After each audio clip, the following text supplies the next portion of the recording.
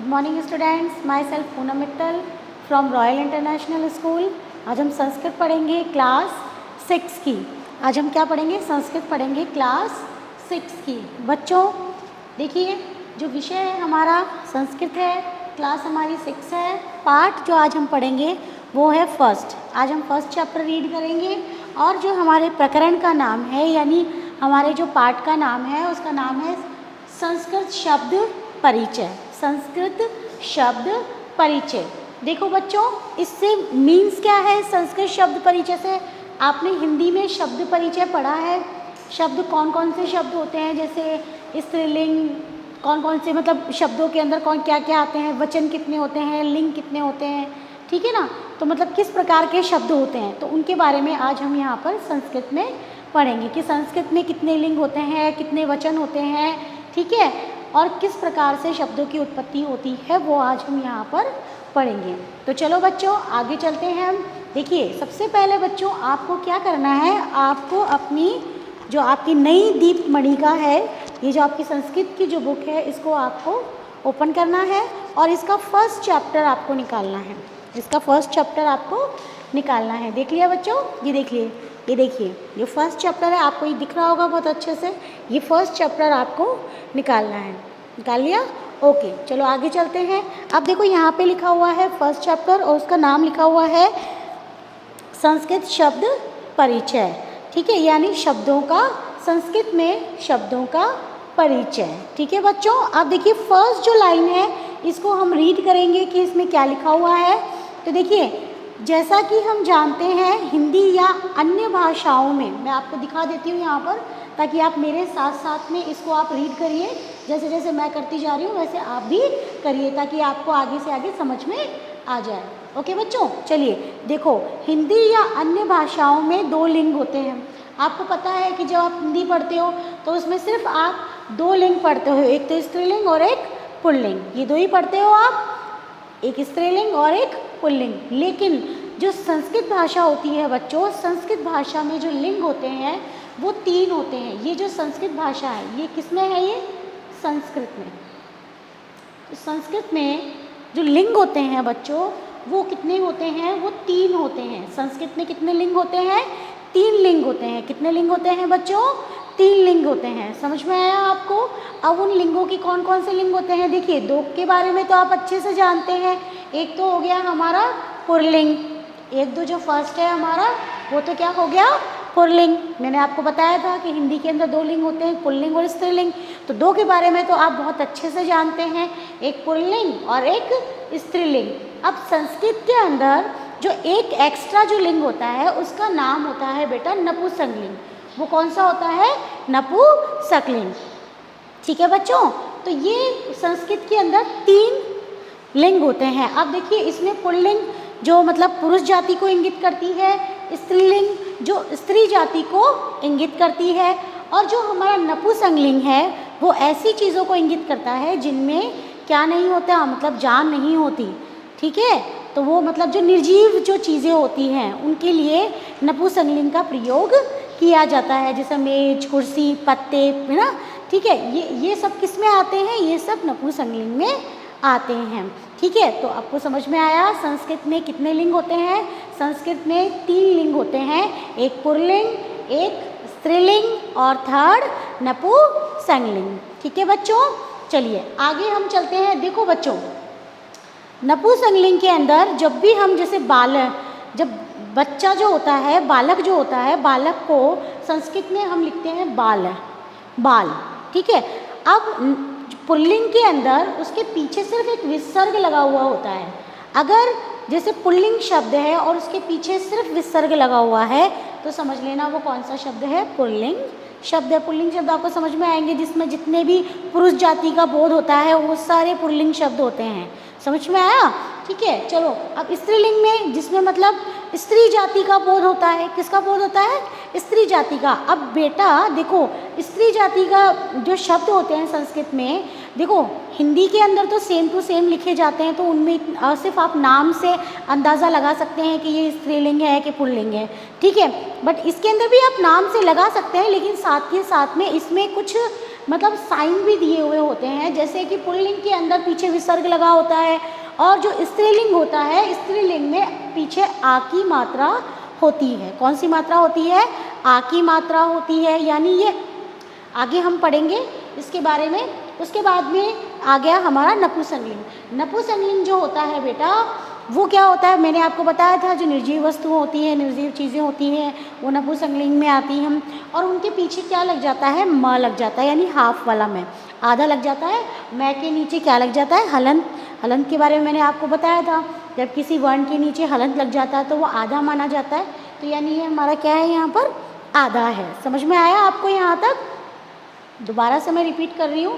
Pulling के अंदर जैसे हमने किया बाल है, स्त्रीलिंग में हमने किया बाला, आकारांत। आकारांत, आकारांत का मतलब क्या होता है बच्चों? देखो मैंने यहाँ पे लिखा है, मैं आपको बता देती हूँ। यहाँ पे मैंने लिखा है, देखो अकारांत और आकारांत लिखा है ना बच्चों। तो ये अकारांत और आकारांत होता क्या है?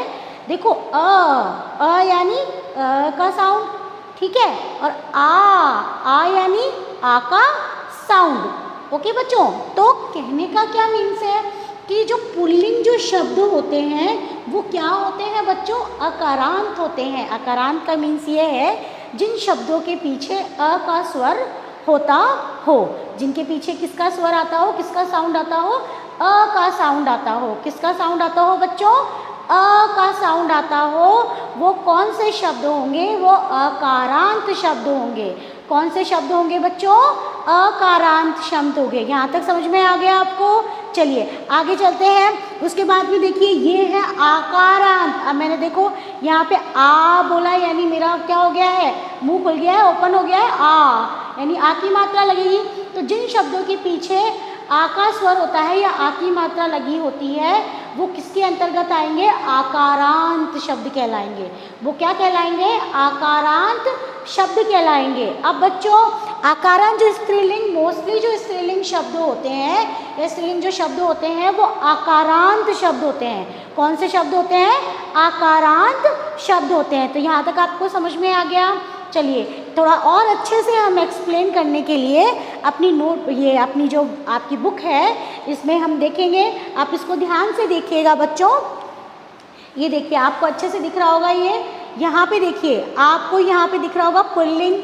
ये एक बच्चा है, बालक है, तो यहाँ पे क्या लिखा है? बाल है।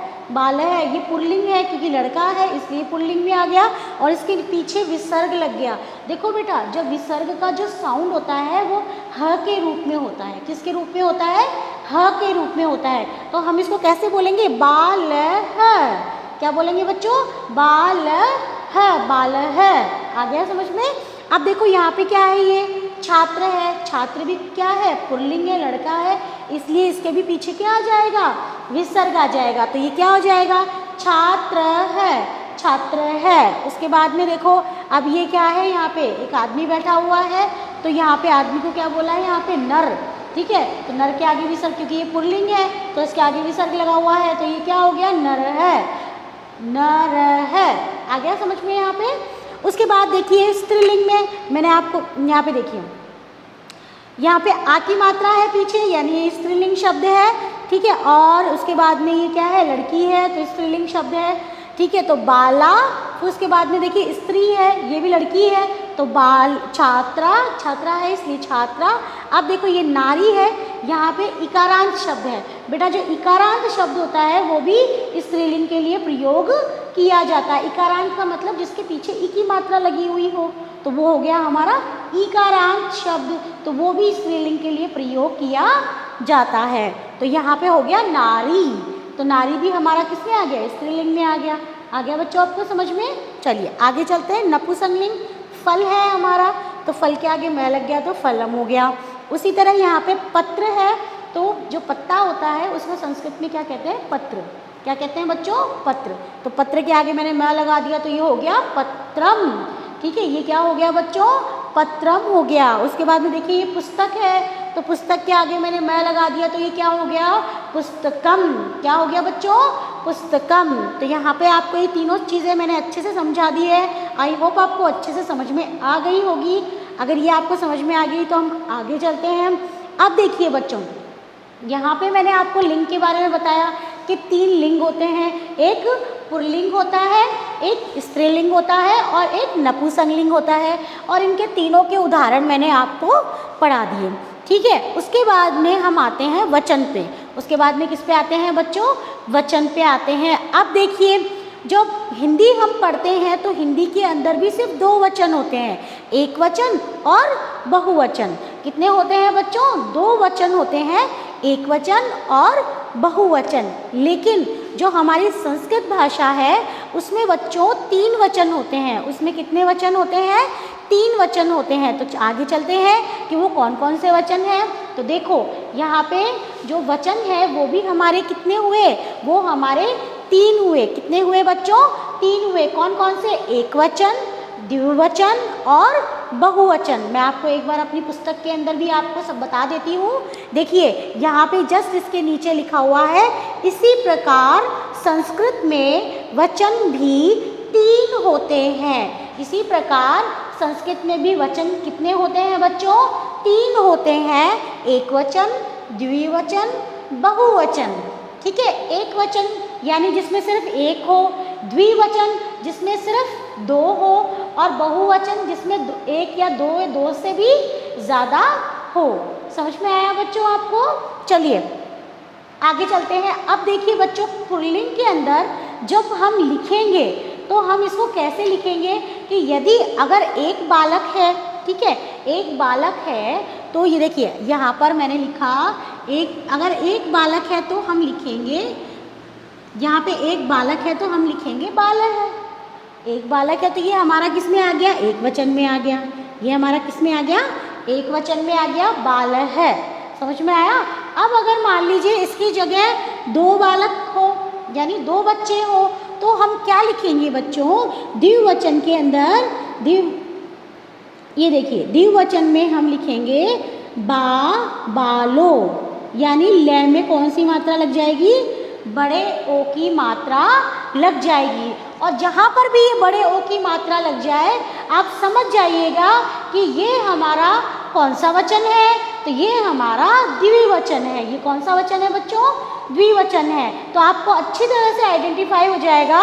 अगर उसके आगे विसर्ग लगा हुआ है तो आप इजीली समझ जाओगे ये एक वचन में है, और अगर उसके ऊपर कितना लगा हुआ हो? 2 मात्राएं यानी ओ की मात्रा लगी हुई हो, तो यानी वह हमारा द्विवचन है। अब देखिए, इसके बाद में जो हमारा बहुवचन है बच्चों, बहुवचन को आप कैसे पहचानेंगे?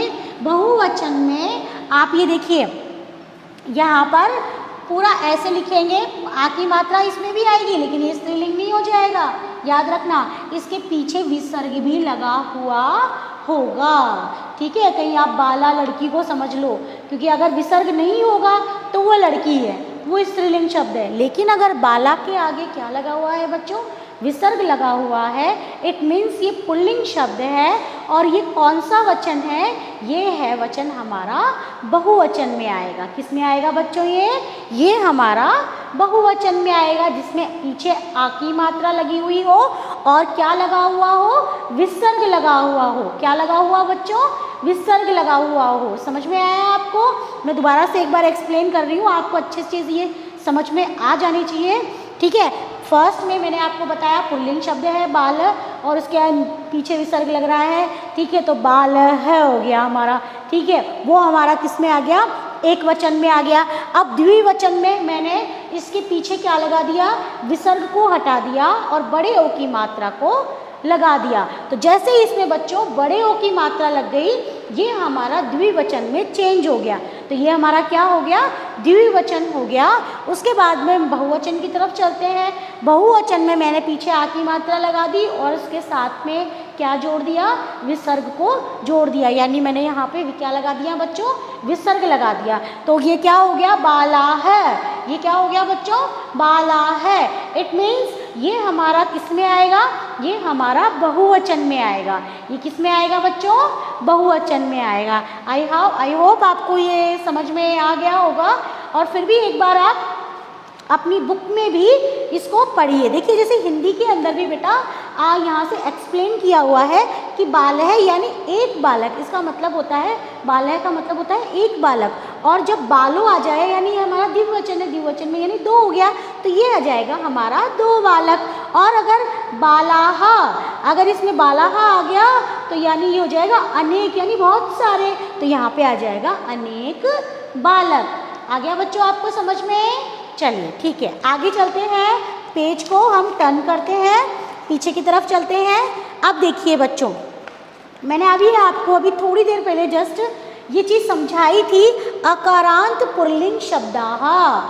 अकारांत, अकारांत हमारे जो पुल्लिंग जो शब्द होते हैं वो अधिकतर अकारांत से बनते हैं। जो अकारांत जो शब्द होते हैं वो पुल्लिंग शब्द ही होते हैं, और उन्हीं के बारे में यहाँ पर देखो डिटेल में दिया हुआ है। जैसे देखो एक वचन, द्विवचन और बहुवचन दिया हुआ है, वो मैंने आपको एक्सप्लेन कर दिया है। तो देखिए अकारांत में छात्र पुल्लिंग शब्द है, अकारांत है क्योंकि पीछे सिर्फ अ का साउंड आ रहा है, पीछे किसका साउंड आ रहा है? अ का। ओके बच्चों, और विसर्ग है यानी सिर्फ एक बालक है, ओ की मात्रा लग गई यानी दो छात्र हो गए, सॉरी बालक नहीं छात्र है ये। उसके बाद में छात्रा, छात्राः यानी कि अनेक बाल छात्र हो गए। समझ में आया आपको? इसी तरह से नीचे देखो, नरः यानी एक वचन में आएगा, नरो ओ की मात्रा लग गई यानी द्विवचन में आएगा, और नराः आ की मात्रा के साथ विसर्ग लग गया यानी ये किस में आएगा? बहुवचन में आएगा। किस में आएगा? बहुवचन में आएगा। इसी तरह अश्व है, ये भी पुल्लिंग शब्द है, ठीक है। उसके बाद अश्वो तो द्विवचन, अश्वाः बहुवचन। उसी तरह से गज है, पुल्लिंग शब्द है, गज है एक वचन, गजो द्विवचन, और गजाः बहुवचन। समझ में आ गया यहाँ तक? उसके बाद नीचे चलो, सैनिकः, ठीक है एक वचन, सैनिको तो द्विवचन, और सैनिकाः हमारा बहुवचन। आ गया आपको ये समझ में? इसको एक बार आप और पढ़ना तो आपको और अच्छे से समझ में आ जाएगा। ओके बच्चों, तो आगे हम चलते हैं, ये हमारा थर्ड पेज है, ठीक है। इसमें देखिए अब हमने अकारांत के कुछ पुल्लिंग शब्द भी अलग अलग, इसके इनके जो अलावा जो अकारांत के जो पुल्लिंग शब्द हैं वो भी यहाँ पर दिए हुए हैं। देखो वो कौन कौन से हैं, जैसे सूर्य है, अनल है। देखो बेटा ये मतलब ये क्या है कि ये शब्द भी ये ऐसे शब्द हैं जिनको हमें पता नहीं होता कि ये है ना मतलब पुल्लिंग शब्द है, ये हमें पता नहीं होता। हमें सिर्फ इससे कैसे पता चलता है, क्योंकि ये अकारांत होते हैं। ये क्या होते हैं? अकारांत होते हैं, इसलिए हमें पता चलता है कि अकारांत जो शब्द होते हैं वो पुल्लिंग शब्द होते हैं। जैसे अभी आप यहाँ पे तो अच्छे से समझ जाओगे कि ये पुल्लिंग है, ये पुल्लिंग है, ये लड़का है, ये आदमी है, ठीक है, ये हाथी है, तो यानी ये पुल्लिंग है, ठीक है। तो यहाँ पे तो आपको समझ में आ जाएगा, आपको समझ में आ जाएगा कि कौन सा पुल्लिंग है।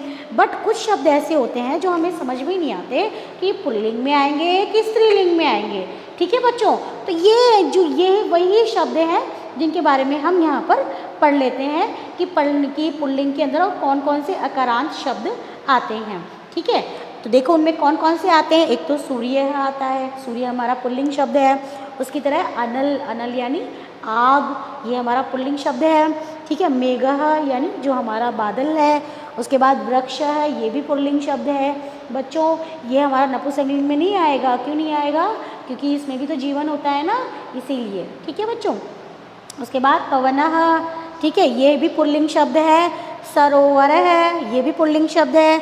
मूषकः, ठीक है, ये भी पुल्लिंग शब्द है। विडालः और कूकरः है, ठीक है। मृग है, गर्दभ है, ठीक है, गर्दभ यानी गधा, ठीक है। उसके बाद में वानर है यानी मंकी, ठीक है। बंदर, मयूर है, मोर, कपोत है, कबूतर, और पिक है, कोयल, ठीक है।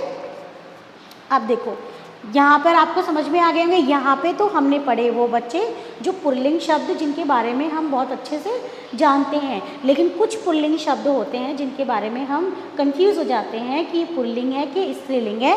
तो आप इनको अच्छे से पढ़िएगा ताकि आपको अच्छे से समझ में आ जाएगा। और देखो ये सारे अकारांत शब्द है क्योंकि इनके पीछे सब में अ साउंड आ रहा है, तो ये जितने भी अकारांत शब्द हैं ये सब किस में आएंगे बच्चों? ये सब पुल्लिंग में आएंगे। किस में आएंगे? पुल्लिंग में आएंगे। यहाँ तक समझ में आ गया आपको? चलिए अब हम पीछे चलते हैं। ठीक पीछे का जो पेज है बच्चों, ये आज हम यहीं तक ही करते हैं, नहीं तो आपके दिमाग से निकल जाएगा, ठीक है बच्चों। तो यहाँ तक आपको बहुत अच्छे से समझ में आ गया होगा। अब आपको करना क्या है, तो चलिए आपके होमवर्क की तरफ चलते हैं। तो आपको क्या करना है बच्चों, आपको अपनी नोटबुक निकालनी है और उसके बाद में आपको ये फर्स्ट चैप्टर का सबसे पहले तो आपको ये लिंग के बारे में लिखने हैं कि क्या संस्कृत में, यहाँ से लिखना है, देखो मैं निशान भी लगा रही हूँ, आपको पता चल जाएगा। जो संस्कृत लिखा हुआ है यहाँ पे आपको ये लिखना है, संस्कृत में 3 लिंग होते हैं, ये आपको लिखना है अपनी नोटबुक में, ठीक है। संस्कृत में 3 लिंग होते हैं, पुल्लिंग, स्त्रीलिंग और नपुंसकलिंग। उसके बाद में आपको क्या करना है, आपको ऐसी सारणी बनानी है, जैसे मैंने अभी यहाँ पे बनाई थी ना, ऊपर ऐसे लिखा था संस्कृत में 3 लिंग होते हैं, पहले तो ये लिख देना पुल्लिंग, स्त्रीलिंग और नपुंसकलिंग, ठीक है। उसके बाद में फिर मैंने यहाँ पे लिखा था पुल्लिंग फर्स्ट, स्त्रीलिंग सेकेंड और नपुंसकलिंग थर्ड, ये मैंने तीनों लिख दिए थे। और इसमें आपको क्या करना है, उसके बाद में आपको एक वचन द्विवचन नहीं, आपको ऐसे मतलब सारणी बनानी है। जैसे यहाँ पे आपके लिखा हुआ है ना, जैसे ये लिखा हुआ ना बाल है, बाला, फलम, ये आपको यहाँ पे ऐसे लाइन खींचनी है, बीच में दोनों में लाइन खींचनी है और ये आपको लिख के लाना है, ठीक है। और इसी तरह से आपको वचन भी करना है। वचन आपको कहाँ तक करना है बच्चों, वचन आपको ये पूरा एक कंप्लीट, आपको ये पूरा ये वाला कंप्लीट पेज करना है, बीच में से आपको लाइन खींचनी है, ऊपर आपको एक साइड में लिखना है एक वचन, इसमें लिखना है द्विवचन और इसमें लिखना है बहुवचन। समझ में आ गया बच्चों आपको, चलिए। और आपका वर्क कंप्लीट हो जाए, उसके बाद जब पूरा चैप्टर कंप्लीट हो जाए उसके बाद में आप मेरे पास में आइएगा और नोटबुक चेक करा लीजिएगा, ठीक है बच्चों। Okay, have a nice day, thank you.